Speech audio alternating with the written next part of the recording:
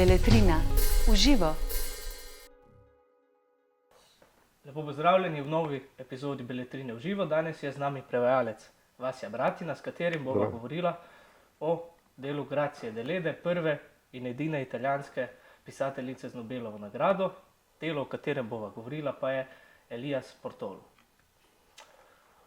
Torej, veva, da je bila Grazia Deleda rojena v mestu Nuoro, v notranjosti Sardinije.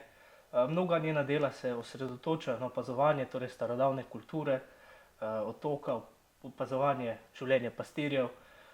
To velja tudi za ta roman, ki ga obravnavamo danes. Kako se kažejo neke jezikovne in pa kulturne specifike v besedilo, torej prisotnost te narečne barvitosti?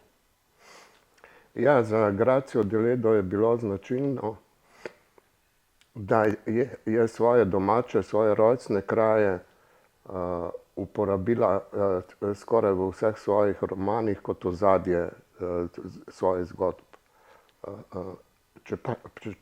Čeprav je, ki jih je obravnavala v svojih delih. Prav zato, ker je to okolje uporabljala za svoje, delo ga je tudi zelo dobro opisala v svojih delih. K temu jasno sodijo tudi vse narečne značilnosti, šege in običaji in tako naprej. In to je v njenih delih prisotno in je tudi v Eliasu Portolu precej prisotno. Ker pa je pisala v knjižni italijanščini, je vse narečne izraze, ki jih je uporabila v svojih delih, v opombah tudi pojasnila. Tako, ne pa tudi, če se pravilno spomnim, v bistvu ona neke formalne izobrazbe ni nikdar imela, je tako? Ona je imela 4 leta obvezne osnovne šole, kakor je bilo v tistih časih. Potem je imela pa domače učitelje, da so jo še malo formalno izobrazili. Drugače je bila pa samouk. Vem, da je dobro znala tudi francosko in še nekaj drugih stvari, drugače pa čisti samouk. Tako, torej, Deledo nekateri literarni zgodovinarji uvrščajo med predstavnike verizma, torej tiste posebne italijanske različice, naturalizma. Ali se strinjate s to oznako in če se, v čem se nekako to kaže v romanu? V njenih romanih so elementi verizma, vendar je razvila povsem svoj slog. Nekateri strokovnjaki jo uvrščajo kot vez med verizmom in dekadenco, da je nekje vmes. In v bistvu je s svojim delom nekje odprla pot in bila zgled avtorjem 20. stoletja, ki so se ukvarjali z realizmom. In zaradi uporabe določenih tudi magičnih elementov jo nekje štejejo za, kako bi rekel, babico tudi magičnega realizma. Na en način. To se pravi smeri, ki so se razvile v drugi polovici 20. stoletja. Njeni veristični elementi so v glavnem opis preprostega življa, njihovih navad in vsega tega. Vpliv dekadence se pa čuti v poglobljenih psiholoških analizah karakterjev, na primer, in poglobljenih spraševanjih o smislu življenja, o usodi in tako naprej. Torej, nekako smo se že dotaknili, torej v romanu so v ospredju občutja in čutenja literarnih oseb, vendar pa pomembno vlogo igrajo tudi tile opisi narave. V kakšnem razmerju sta narava in človekovo notranje dogajanje v delu? Deleda je bila zelo dobra opisovalka. in s tem tudi opisovalka tako človeške duševnosti, kot tudi narave. In zanimivo je, da v njenih romanih in tudi v Eliasu Portolu nekje narava spremlja in podkrepljuje notranja stanja glavnih oseb. To se pravi, kadar je notranje stanje glavne osebe razburkano, je zunaj nevihta in tako naprej. Kadar je umirjen, je zunaj sonce. To je zelo schematsko zdaj povedano. Ampak skozi cel roman eno z drugim teče v istem ritmu.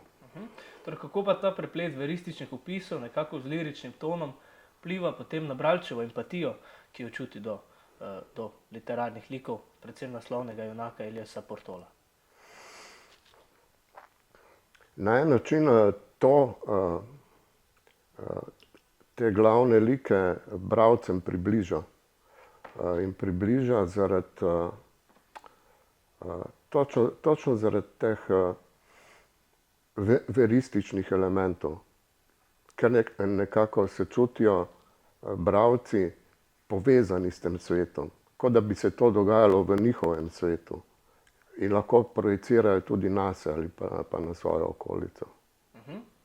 Torej, v delu so pa tudi izrazito jasne neke moške in pa ženske vloge in kako so te umeščene v nek družbeni kodeks. Kaj se pričakuje od enih in kaj od drugih? Ja, zanimivo je, ravno zadnjič nekaj razmišljal o tem, Gracia Deleda je ta roman, če sem prav izračunal, napisala pri 28 letih. In da se je znala pri 28 letih tako poglobiti v psiho nasprotnega spola in v dileme, to pomeni, da je bila zelo pronicljiva opazovalka okolice in medčloveških odnosov in vsega skupaj. In to, ja. Še dodatno pa tudi, da je pisala v tako izrazito patriarhalnem svetu, kot si lahko predstavljamo. Moramo vedeti, da Italija še v 70 letih so še deklice ostajale doma, niso hodile v šolo, ker so doma pomagale. Zato je ta pronicljivost Delede še toliko bolj pomembna. Da je bila posebna oseba, pove že to, da se je tako sprofilirala kot pisateljica v širši družbi in doživela tudi evropsko in svetovno priznanje. Bila je zelo močna osebnost. In v tisti patriarhalni družbi je izstopala. Se je pa jasno v svojih delih ukvarjala s temi temami. In nekje v določenih okvirih sicer ni ponujala nekih radikalnih rešitev, bolj je opisovala stanje, niti ne to, da bi moralizirala, kar se tiče stanja odnosov med moškimi in ženskami in njihove vloge v družbi, ampak že s svojimi opisi v romanih stanja, kakršno je dala marsikomu misliti. Tako. Torej, če malo preskočiva spet nazaj na samo delo, kaj je torej osrednji konflikt tega junaka Eliasa Portoloja? Kako sam gleda na svoja hrepenenja in kako nam gleda okolica? Ta glavna oseba je ujeta v tiste družbene vzorce tedanjega časa. In s to ujetostjo in v bistvu tudi nekje svojo, bi rekel, senzibilnostjo, ki mu je večkrat v napoto pri tem, da bi nekje sprejel prave odločitve, pri tem Dostikrat mu je to ovira, njegova lastna senzibilnost, na en način tudi, bi lahko rekel, njegov bolj ženski aspekt notranjosti, razmišljujoči tudi aspekt. Ampak zaradi tega gre v večje globine svoje psihe in s tem, ko gre v večje globine, pride do globlih spoznanj. Zanimivo je tudi, da ima vsaj dve oporni točki v zunanjem svetu, obe moškega spola, dva moška lika, ki jo vlečeta v nasprotni smeri. Tako. Vsak v svojo smer. S tem je nekje Deleda tudi nekje postavila, pokazala na možnosti, ki so nekje dane v sami družbi. Na možnosti. Kaj sta pa ti dve konkretni možnosti za tiste, ki še niso utegnili prebrati? Ja, Elias Portolo je zaljubljen v zaročenko svojega brata in ena oseba, to se pravi, ena oseba je duhovnik, ta mu svetuje, da naj gre stran od tega, da naj se vzdrži kakršnih koli čustev do nje, celo nekako spodbuja, naj gre za duhovnika. Čeprav je to predvsem ena od teženj same glavne osebe. Ampak potem ga ta duhovnik podpira v tem. Druga oseba je pa en tak samotar, ki ga pa imajo za modreca, ki živi sam v gozdu.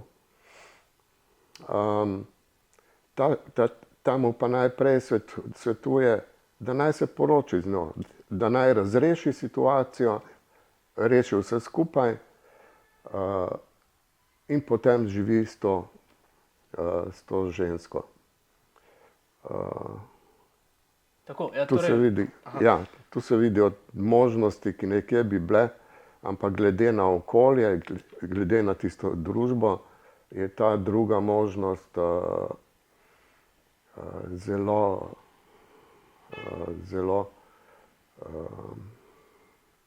malo verjetna, ker bi povzročila prevelik škandal. tako, tudi kakor je videti. nesprejemljiva, ne, z nekega Ja. moralnega kodeksa. Ja, ja.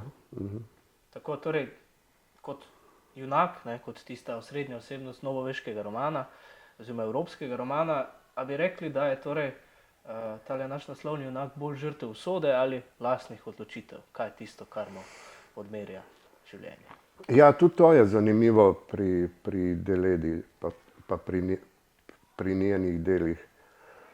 Da zelo dostikrat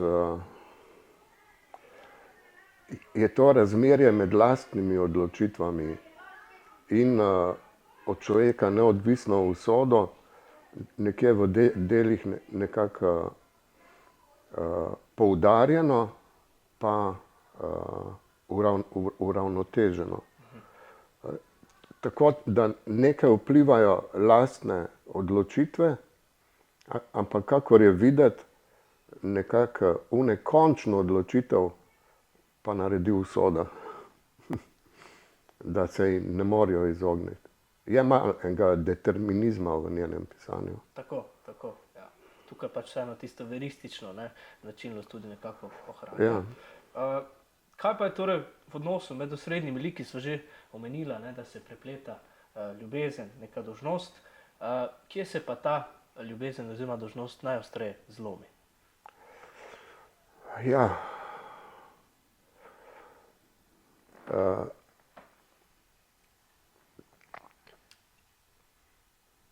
Deleda je v romanu vse skupaj podkrepila še s tematiko nezakonskega otroka. Je podkrepila še s tem. Že tako zavozlano situacijo je dodatno zavozlala še z nezakonskim otrokom, ki ga ima ta zaročenka s tem Eliasom.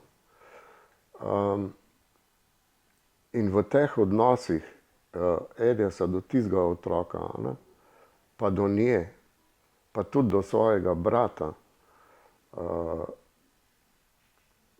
se kažejo vsi ti elementi. A ne. Je pa še nekaj, da z rojstvom otroka, oziroma še malo prej, nekje tudi on začne zgubljati zanimanje za to zaročenko. Ne. Se še bolj trdno odloči za duhovniški stan. In ko je enkrat odločen, se tudi odnos do te zaročenke spremeni. Tako. Kakšno vlogo pa igra vera? Torej, kdaj tolaži in kdaj veleva, kar mora posameznik storiti? To se precej prepleta.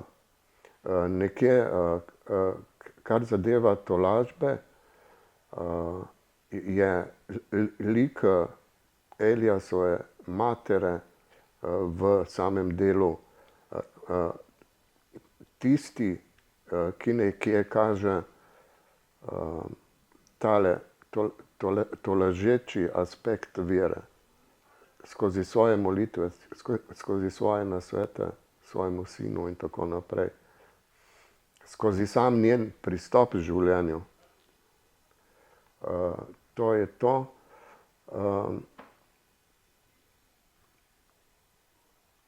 Kar pa zadeva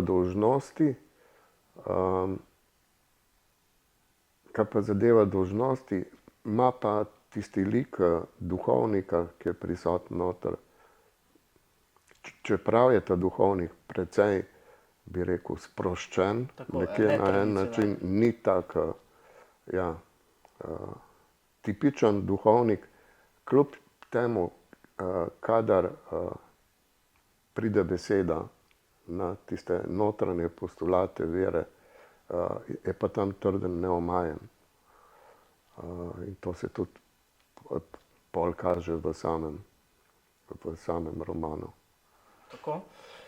Kako pa torej berete zaključek romana, ne? Torej, če ne poveste, kako se sploh zadeva razplete, in pa ali ga berete kot moralno opozorilo, tragično očiščenje ali kritiko nekih družbenih in pa religioznih norm?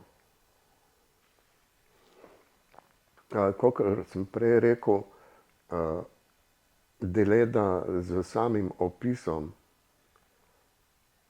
nastavlja zrcalo družbi. Sama pa ne moralizira, sama ne kritizira. Kaže, tako je. Pa sami si ustvarite sodbo. V tem romanu pa še naredi nekakšen, bi rekel, temu veliki finale na koncu. Naredi nekakšen veliki finale, pri katerem,